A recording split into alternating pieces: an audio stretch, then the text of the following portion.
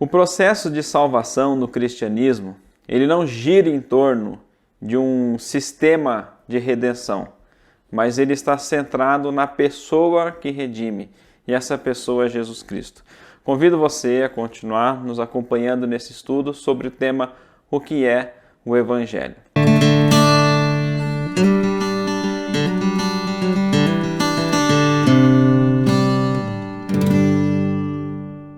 Muito bem, sejam bem-vindos. Eu sou o pastor Guilherme, pastor aqui da Primeira Igreja Batista em Rafar, e é um grande privilégio ter você aqui nos acompanhando em mais um estudo sobre o que é o Evangelho.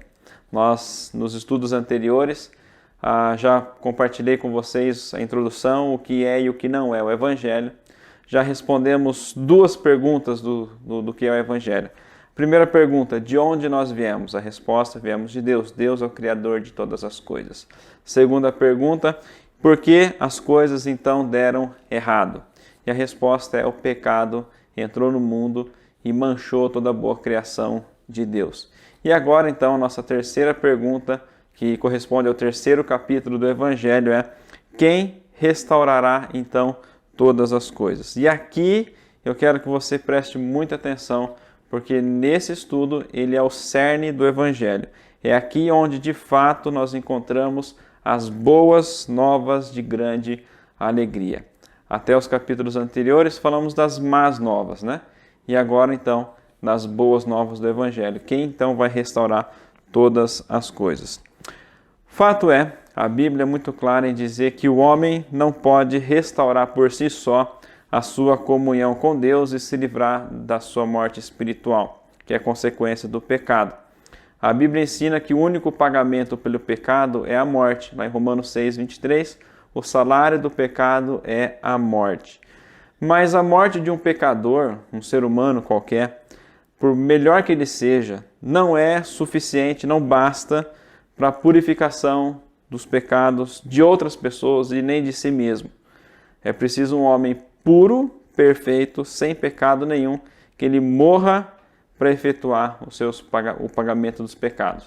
A Bíblia diz na Hebreus que sem derramamento de sangue não há remissão de pecados.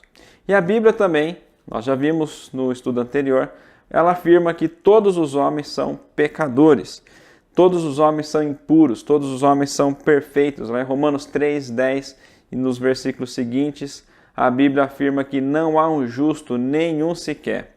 Todos se desviaram. Romanos 3, 23, que todos pecaram e estão separados, destituídos da glória de Deus. E o resultado disso, natural, é que então todos os homens, por serem pecadores, impuros e imperfeitos, merecem o inferno, pagando o preço pela culpa do seu próprio pecado por toda a eternidade. Mas Deus, que é rico em misericórdia, por causa do grande amor com que nos amou, então nos deu vida juntamente com Cristo. Então a resposta na primeira pergunta, quem então vai restaurar todas as coisas? A resposta é Jesus Cristo. Não é um sistema religioso, não é um sistema de redenção, mas é uma pessoa, a pessoa de Jesus Cristo. Isso nos gera então uma segunda pergunta. Como então Jesus Cristo ele vai restaurar todas as coisas? E queria propor para vocês aqui pelo menos duas respostas dessa pergunta. Como que então Cristo vai restaurar? A primeira resposta a essa pergunta é: Cristo nos restaura, em primeiro lugar, por meio da sua encarnação. Isso mesmo, né? Para que o preço pudesse ser pago pelo pecado humano, era necessário então que um homem perfeito morresse como pagamento por outras pessoas. E ao mesmo tempo, esse homem, ele não bastaria ter que ser um ser humano, mas ao mesmo tempo ele também deveria ser perfeito e ele também deveria ser Deus, deveria ser eterno, para que pela sua morte a justiça infinita de Deus pudesse passar para outras pessoas e Deus pudesse então aprovar a morte e validar, né, a morte desse homem, né, no lugar dos outros homens também. Então não bastasse ser apenas um homem, ele tinha que ser um homem perfeito. Então por isso que Jesus Cristo ele nasceu numa forma humana para cumprir essas exigências de Deus para a salvação humana. Lá em João, capítulo 1, de 1 a 3, ele vai nos dizer o seguinte: no princípio era o Verbo, E o Verbo estava com Deus e o Verbo era Deus. Ele estava com Deus no princípio. Todas as coisas foram feitas por intermédio dele e sem ele nada do que foi feito se fez. Quem é esse Verbo encarnado? Quem é esse Verbo de Deus? A resposta está em João 1,14. E o Verbo se fez carne e habitou entre nós, cheio de graça e de verdade, e vimos a sua glória, glória como do unigênito vindo do Pai. Somente Jesus Cristo, era o único capaz que poderia pagar o preço pelos nossos pecados. Por quê? Porque, em primeiro lugar, o texto diz aqui que Jesus é Deus, ele estava com Deus no princípio, ele fez todas as coisas, sem ele nada do que foi feito existiria. Aqui é uma declaração clara e nítida da divindade de Jesus. Jesus não é uma criatura, ele não é um ser humano que possui uma divindade, poder especial de Deus, mas ele é o próprio Deus. Ele é o Deus que no versículo 14 se encarnou. Ele é o Deus encarnado. Portanto, ele é o único que poderia morrer em nosso lugar, porque ele é totalmente ser humano, poderia nos representar ali, mas ele também é Deus, o único que poderia alcançar as exigências de Deus. Então, por isso, Jesus, ele é o único qualificado para ser o nosso substituto, para morrer lá na cruz e pudéssemos ter o perdão total dos nossos pecados, né? E prover salvação aos seres humanos. Deus, então, ele envia o seu próprio Filho unigênito para que todo aquele que nele crê não pereça, mas tenha vida eterna. Então essa é a primeira resposta da pergunta de como Jesus nos salva, como ele restaura as coisas. A segunda resposta é pela substituição. A primeira é a encarnação e a segunda é a substituição. Se Jesus ele apenas tivesse se encarnado e habitado entre nós, ter vivido, nos dado vários ensinamentos, feito milagres, ajudado pessoas, isso não bastaria ainda para a nossa redenção. Mas para também efetuar a sua redenção, nos restaurar, ele deveria também morrer numa cruz e também, como a Bíblia diz, ressuscitar no terceiro dia. Então, Jesus, após nascer, ele foi entregue à morte na cruz do Calvário. Ele ressuscitou depois de 3 dias, né? E apareceu depois aos seus discípulos, que são os testemunhas oculares da ressurreição de Jesus. Mas quanto à morte de Jesus, ela não foi uma morte simples, né? Uma morte qualquer. Né? Jesus, quando ele está lá na cruz, lá em João, capítulo 19, é narrado uma frase de Jesus ali. Ele diz assim, está consumado. Essa palavrinha, está consumado, no grego significa tetelestai. E significa não apenas está consumado, está terminado, no sentido de que tudo aquilo que Jesus poderia prover para a redenção do homem estava completa. Mas também essa palavrinha ela tem um outro significado que era muito comum naquela época. A palavra tetelestai, está consumado, também significa está pago. Ou seja, toda a nossa dívida que nós tínhamos para com Deus, Jesus removeu, como Paulo diz lá em Colossenses 2, removeu o nosso escrito de dívida que era contra nós e encravou na cruz e literalmente ali com o seu sangue ele escreveu está pago. A dívida do homem está paga diante de Deus. Ele não deve mais nada por causa do meu sangue que foi derramado. Então com isso, Jesus ele nos substitui na cruz. Ele literalmente morre a nossa morte. Ele toma o nosso lugar. O castigo que nos traz a paz estava sobre ele, é o que Isaías diz lá, em Isaías 53, de 4 a 6. Eu vou ler para vocês. Certamente, ele tomou sobre si as nossas enfermidades e as nossas dores levou sobre si. E nós o considerávamos como aflito, ferido de Deus e oprimido. Mas ele foi transpassado por causa das nossas transgressões e esmagado por causa das nossas iniquidades. E o castigo que nos traz a paz estava sobre ele, e pelas suas feridas nós fomos sarados. Todos nós andávamos desgarrados como ovelhas, cada um se desviava pelo seu próprio caminho, mas o Senhor fez cair sobre ele, sobre Jesus, a iniquidade de todos nós.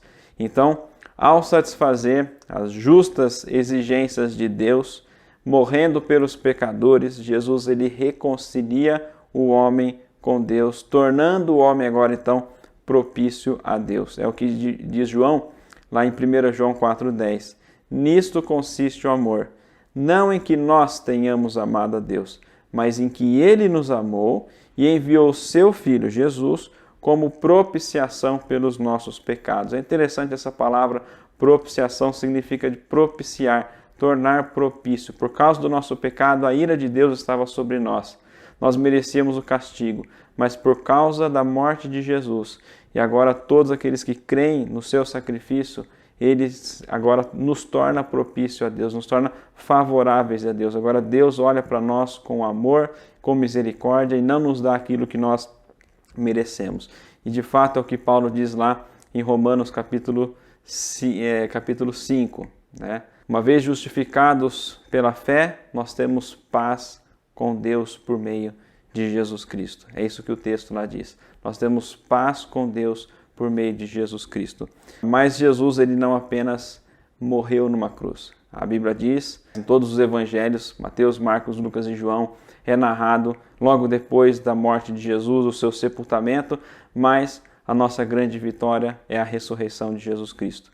Ele não ficou morto, mas a grande vitória, aquilo que nos dá de fato a esperança, é a ressurreição de Jesus Cristo. E 1 Coríntios 15, 3 e 4, Paulo diz que eu entreguei aquilo para vocês, aquilo que eu também recebi, que Cristo morreu pelos nossos pecados, segundo as Escrituras, ele foi sepultado e ressuscitou no terceiro dia, como dizem também as Escrituras. Então Jesus não apenas morreu pelos nossos pecados, mas ele também ressuscitou.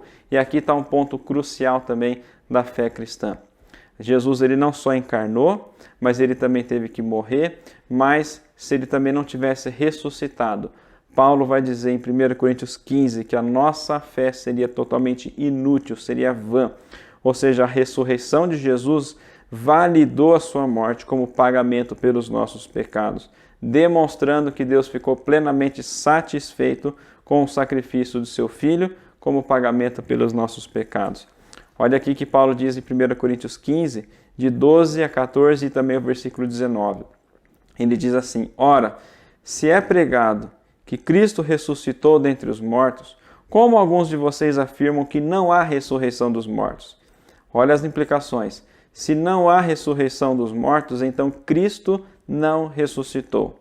E se Cristo não ressuscitou, é vã a nossa pregação e é vã a fé que vocês têm. E o versículo 19, se a nossa esperança em Cristo se limita apenas a esta vida, nós somos as pessoas mais infelizes desse mundo. E, de fato, a ressurreição de Jesus é a base do cristianismo.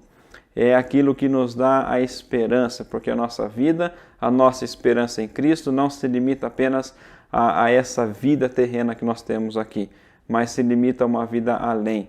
Jesus, ele diz lá antes de ressuscitar Lázaro, ele diz ali para as irmãs de Lázaro: eu sou a ressurreição e a vida. Aquele que crê em mim, ainda que morra, viverá. Essa é a nossa bendita esperança e esse é o diferencial do cristianismo dentre todas as outras religiões do mundo. A principal diferença é a ressurreição de Jesus. Todos os líderes religiosos de todas as outras religiões morreram e continuaram mortos, mas só Jesus Cristo, ele ressuscitou dentre os mortos. Diz uma história, talvez seja inventada, eu creio que sim, que certa vez um muçulmano interrogou um pregador durante a sua pregação. Ele diz assim: nós temos uma prova da nossa religião que vocês não tendes. Quando nós vamos à Arábia, podemos ver o túmulo do profeta Maomé. Temos assim uma prova de que ele viveu e que ele morreu. Mas quando vocês vão a Jerusalém, vocês não podem ter certeza do lugar que Jesus foi sepultado. Vocês não têm um túmulo como nós, por isso vocês não podem provar que Jesus de fato morreu, que ele viveu e morreu. O pregador, muito sábio, ele respondeu assim: é verdade, nós não temos um túmulo em nossa religião porque nós não temos um cadáver. O nosso evangelho não termina na morte, mas em vitória. Não termina em túmulos, mas em triunfo. E por isso, radiante de alegria, vive o nosso coração, de alegria e de esperança vive o nosso coração. Nós temos um novo sentido para viver, nós temos de fato esperança, coragem para testemunhar, nós temos alegria porque nós temos um Salvador que não está morto, mas nós temos um Salvador que está vivo.